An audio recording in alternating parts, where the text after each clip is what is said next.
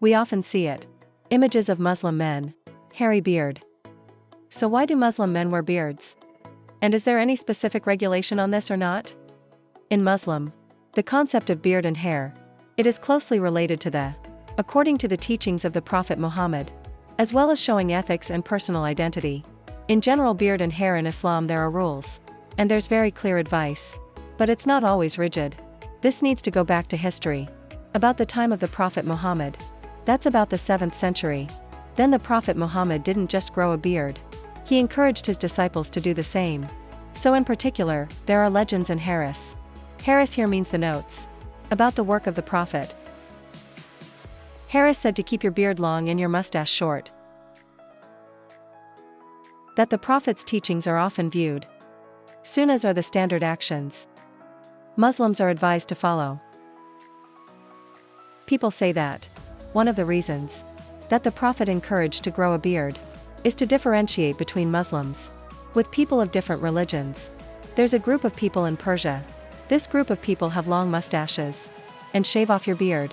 It's also a way to create a distinct identity in the community. Islam shows identity and difference. Just imagine at that time.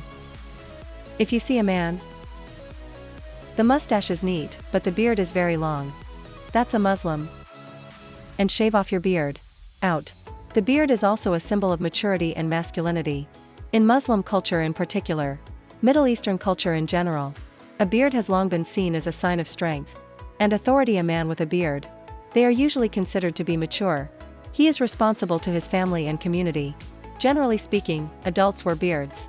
Since the 7th century, life has been harsh, especially in the lives of Muslims, mainly in the arid desert. To survive, one must prove strong, prove your majesty, and beard. So it's become a symbol of toughness. Everyone wants to have a beautiful beard. Since the 7th century, life is very harsh.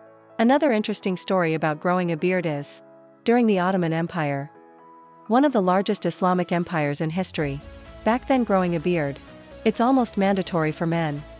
In the military and government officials, people of high status, for example, dissidents and officials, they usually have a beautiful beard, and extremely well taken care of.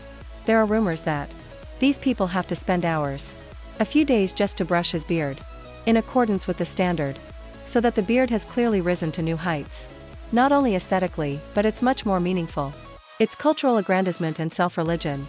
During the colonial period, or in short, when Western culture came into play, many Muslims have chosen to grow beards as a way of showing that they're not affected.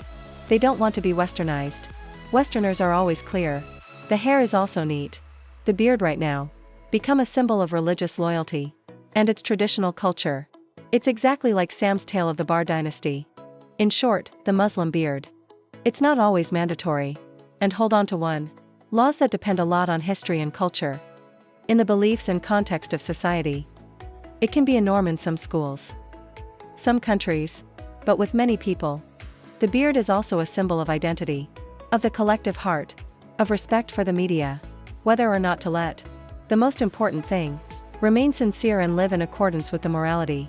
So even today, even though the beard, it's no longer mandatory in the Muslim community, but according to a small survey, 40 to 50% of the world's Muslim men keep the habit of growing a beard, especially in countries like Afghanistan, Pakistan and the Gulf states.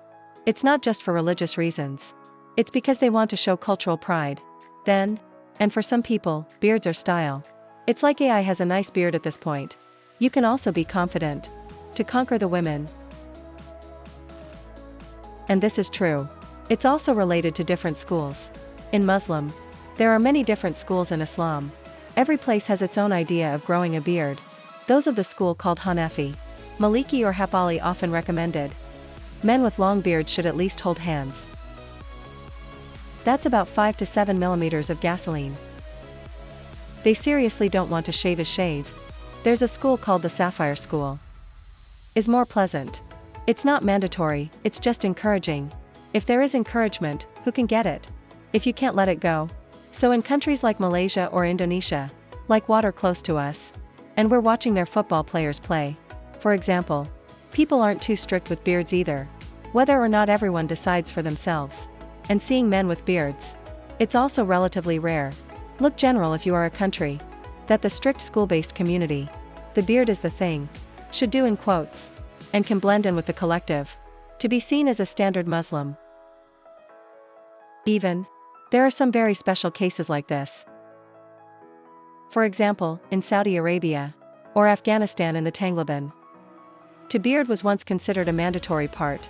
In Afghanistan, especially during the Taliban rule, men, without growing a beard and being severely fined or in trouble with government in these places. A beard is a sign of religious loyalty, a sign of loyalty to the government, and no one wants to mess up with strict regulations of such harsh governments. Or as time is, that's the self-proclaimed Islamic State. They control parts of Iraq and Syria. They also have very strict rules. One of them is making men grow beards. Of course, this is no joke. Shaving is against the law. He was also severely punished. To say simply is, I want every man to have a beard, to look just right for Muslims, according to their rules. What they thought about the Prophet Moses. Articles about the Mo son at the time still write back that, to avoid being is, when they are punished, many men have beards. Even if you don't want to. These groups are going everywhere. No different than the police. Check if there's a shaving AI. And the AI that gets caught shaving is definitely no hit. When ES is defeated, it loses control of multiple regions. Everything is slowly returning to normal. The men, especially the young men, shave your beard when ES retreats. Shaving now is not just for comfort. It's also a way of showing that I've escaped the imposition, and I want to go back to normal life. Meanwhile, in countries like Turkey, it's different. Turkish Ataturk period has moved to a secular model, and so no longer want men to have beards, for fear of being seen as too conservative or too religious. Even that period, some people have to shave their beards to match work and social requirements. Until now, Turkey has remained secular.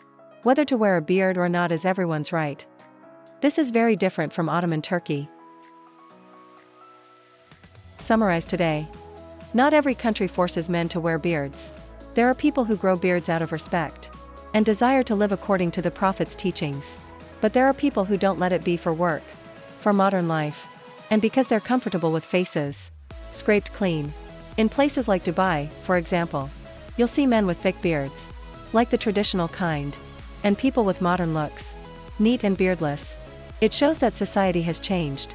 People no longer look at each other and judge each other through just one more beard. Modern Muslim scholars have also emphasized that the most important thing is heart, sincerity and inner virtue. It's not what it looks like. If you grow a beard without being kind, not following the teachings of kindness, the beard doesn't mean anything. It's like the saying, the shirt doesn't make a monk. That's why, whether Muslim men have beards or not, it's become a voluntary choice, as long as he lives well and lives properly. Thank you for your interest in following this story.